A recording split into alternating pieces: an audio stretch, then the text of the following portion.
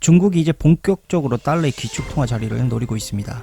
이 영국 석유 기업인 브리티시 페트롤리엄이 이달 초에 중국의 원유 300만 배럴을 위안화를 받고 팔았습니다.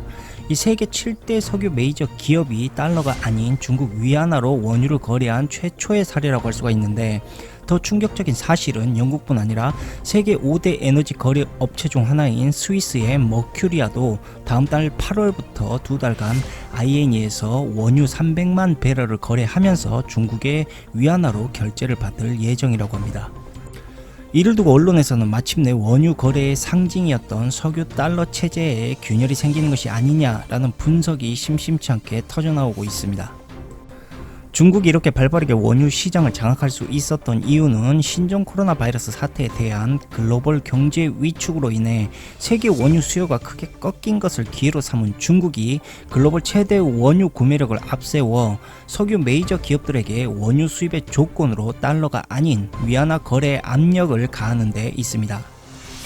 중국은 코로나로 침체하는 미국의 내수 시장의 틈을 노려 과감한 글로벌 원유 수입 전략을 통해 페트로달러가 아닌 페트로 위안화 체제로 구축하기 위해 원유를 대량 수입하면서 위안화의 입지를 상승시켜 국제 통화로 변모시키겠다라는 계획입니다. 얼마 전 중국은 홍콩 보안법 시행과 더불어 코로나19 사태 책임론에 대해 미국과의 갈등이 깊어지면서 달러의 의존화를 줄이고 위안화 국제화를 서두르는 그러한 실정이었습니다. 일단 영국의 브리티시 페트롤리엄의 석유 기업이 미국 달러가 아니라 중국 위안화로 원유 거래를 한 것은 국제 원유 시장에서 큰 이변으로 평가가 되지만, 과거부터 영국은 중국의 1대1로 사업을 꾸준히 간접적으로 협업했으며, 특히 홍콩 보안법은 협정 위반이라고 언급하는 영국 외무장관의 말과는 반대로 오히려 영국 금융가들은 홍콩으로 이주해 오고 있으며, 중국은 영국의 부동산에 새로운 바람을 놓고 있는 상황만 보더라도 영국과 중국의 검은 속내가 훤히 드러나는 행위라고 볼 수가 있습니다. 중국은 홍콩 최고갑부인 리커싱을 중심으로 영국으로 향하는 홍콩 부동산 기업을 앞세워 영국에서 부동산 프로젝트를 추진할 것이라고 하고, 영국은 홍콩에게 자신들의 새로운 금융 허브 인프라를 구축하며 자신들의 부동산을 내어주는 조건을 내걸어 암묵적으로 서로 상생하는 전략인데, 영국이 홍콩 보안법 뒤로 은밀히 새로운 금융 허브 중심지로 홍콩을 선택한 이유는 중국의 거대한 내수 시장과 더불어 어떤 국가보다 중국의 인간 감시 시스템이라 할 수 있는 퇴낭 프로젝트로 인해서 디지털 시장과 금융 시스템을 구축하기 매우 유리한 조건을 갖추고 있기 때문이라고 합니다. 결국 트럼프 정부가 들어서면서 원유 달러의 입지를 지키기 위해 과도한 글로벌 무역 제재 카드를 내세우며 이란과 중국을 압박하였지만, 이것이 오히려 페트로 달러의 입지를 더욱더 흔들리게 만든 결과를 초래하게 되었던 것입니다. 과거 영국이 브렉시트를 공표했던 때에도 영국은 중국의 1대1로 사업의 투자를 여전히 아끼지 않았었고, 브렉시트는 오히려 영국의 기축통화 체제의 힘을 더욱더 공고히 구축하기 위해서 반드시 필요했던 절차였던 것입니다. 사실 엘리트 금융권자들은 기축통화로 사용될 돈이 무엇이 되든 별 상관이 없습니다. 그들은 언제나 그랬듯이 화폐가 아닌 은행권을 손아귀에 쥘 것이기 때문입니다. 결과적으로 영국은 중국의 1대1로 협조를 통해 중국과 EU의 관계 변화 가능성을 만들었으며, 자신들의 금융 지형 재편을 위해 독단적으로 브렉시트를 추진했던 것이라 사료됩니다. 이제는 영국도 그동안 중국을 통해 꾸준히 준비해온 기회를 틈타 흔들리고 있는 미국의 달러를 버리고 중국을 역이용해 새로운 금융 허브의 영향력을 재배열하려는 계획을 추진할 것입니다. 사실 세계 원유의 거래는 과거부터 달러의 독주 체제였는데, 이유는 원유가 오직 달러로만 거래가 가능했기 때문이죠. 중국은 이전부터 원유 위안화 거래를 추진해 왔지만 위안화를 기축통화할 마땅한 명분을 찾지 못했습니다. 중국은 1993년 원유 선물 시장을 개장하긴 했지만 규모가 왜소했고 거래 변동성이 큰 탓에 1년여 만에 거래를 중단했습니다. 그리고 다시 2018년 상하이 선물 거래소에서 개장을 했지만 글로벌 대기업들은 미국의 경제 보복이 두려워 원유 위안화 거래에 합류하지 못했습니다.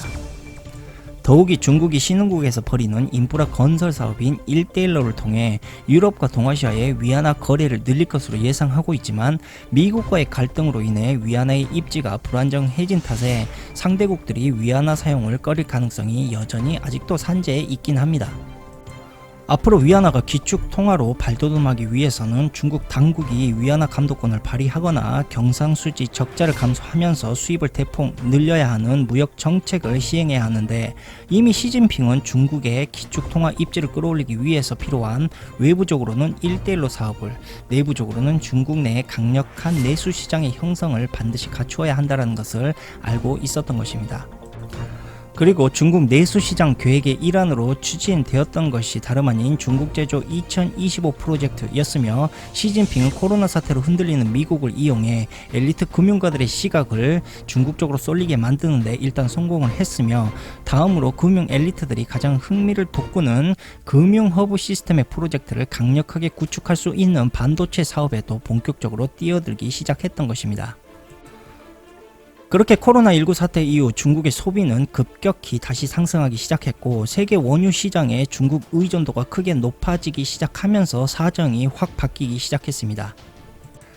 세계 각국이 경제 수요 감소 영향으로 원유 수입을 줄이는 반면 중국 제조 2025의 프로젝트로 일찍이 내수 경제 재개를 준비했던 중국은 코로나 사태와는 아무런 상관없이 원유 수입을 대폭 늘리면서 산유국의 구명줄 역할을 하게 되었던 것입니다.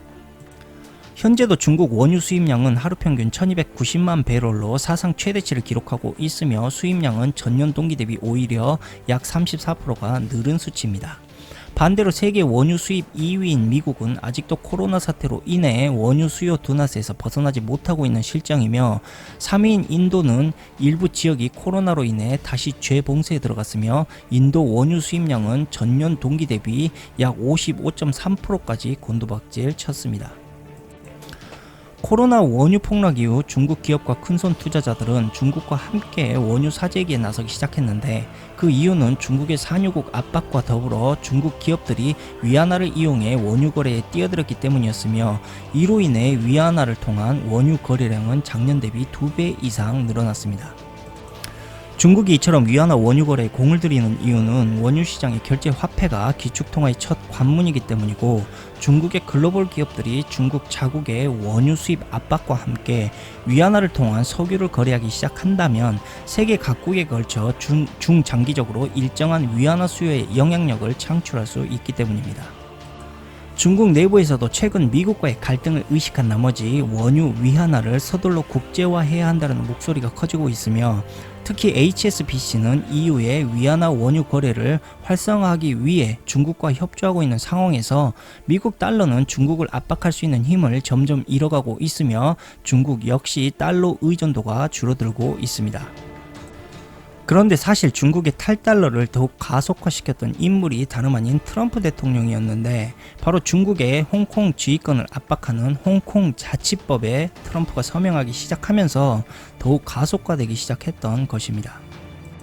이러한 정황으로 보았을 때 트럼프는 오히려 중국을 자극하면서 중국의 위안화 입지를 더 높여주는 꼴이 되어버린 것인데, 사실 이것이 트럼프의 실수를 가장한 금융 엘리트들의 의도적인 계획이 아니었을까 저는 조심히 판단을 해봅니다. 자, 이뿐 아니라 중국은 원유 수입의 압박을 통해 사우디아라비아 등 중동 산유국에도 원유 위안화 거래를 추진하고 있습니다. 사우디 국영기업인 아람코가 수출하는 원유 중 절반가량이 아시아에 수출이 됐는데, 이 중 상당량 부분이 바로 중국으로 향한다는 것입니다.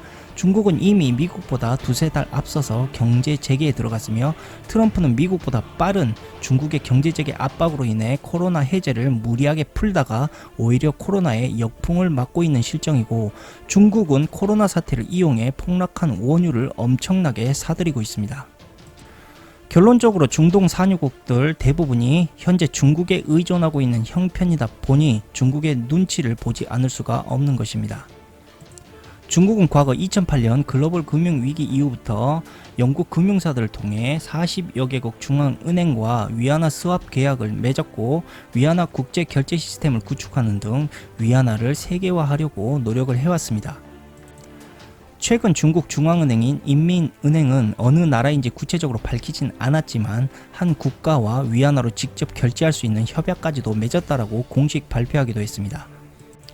하지만 현재 중국의 위안화 세계화 전략은 교두부인 홍콩이 특별 지위를 잃기 시작하면서 크게 타격을 받은 상황도 틀린 것은 아니며 홍콩이 그동안 누려왔던 무역, 투자, 관세, 환전 등의 특별 지위를 미국이 박탈하면서 외국 기업들이 대거 홍콩을 떠나게 된다면 홍콩의 위안화 세계화 전진기지 기능도 한동안 약화될 전망이긴 하겠지만 홍콩의 특별 지위권 상실은 오히려 영국 금융가들이 바라고 있는 것입니다.